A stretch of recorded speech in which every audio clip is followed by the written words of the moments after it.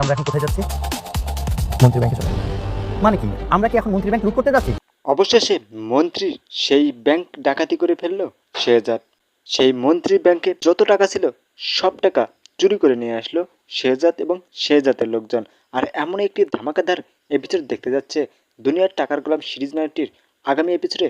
দর্শক বন্ধুরা, চলুন তাহলে আমরা সে আগামী এপিসোড সম্পর্কেই জেনে নেই। সেটি জেনে নেওয়ার আগে আপনাদের সকলের কাছে আমার ছোট্ট একটি রিকোয়েস্ট থাকবে, আমার এই ডামাবিডি ইউটিউব চ্যানেলে কোনো দর্শক যদি নতুন হয়ে থাকেন প্লিজ নিজ থেকে আমার চ্যানেলটি সাবস্ক্রাইব করে আমার বন্ধু হয়ে আমার পাশে থাকবেন। এবং অলরেডি যারা আমার এই চ্যানেলটি সাবস্ক্রাইব করে রেখেছেন আপনাদেরকে অসংখ্য অসংখ্য ধন্যবাদ রইল।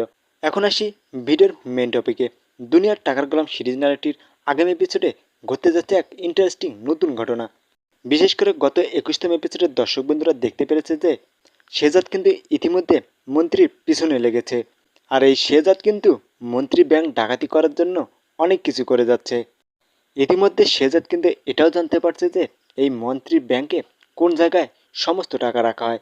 আর যেহেতু শেহজাদ এখন সমস্ত কিছু জেনে গেছে মন্ত্রী ব্যাংকে কোন জায়গায় কি থাকে, এখন শেহজাদ তার নতুন পরিকল্পনা অনুযায়ী মন্ত্রীর সেই ব্যাংক একেবারে ডাকাতি করে সমস্ত টাকা নিয়ে চলে আসবে। দর্শক বন্ধুরা, আপনাদের সকলের কাছে কি মনে হয় শেহজাদ কি শেষ পর্যন্ত মন্ত্রী ব্যাংক ডাকাতি করতে পারবে? অবশ্যই অবশ্যই আপনার মহামূল্যবান মতামতটি আমাদেরকে জানিয়ে দেবেন। আমরা কিন্তু আপনাদের সকলেরই মতামতের অপেক্ষায় রইলাম।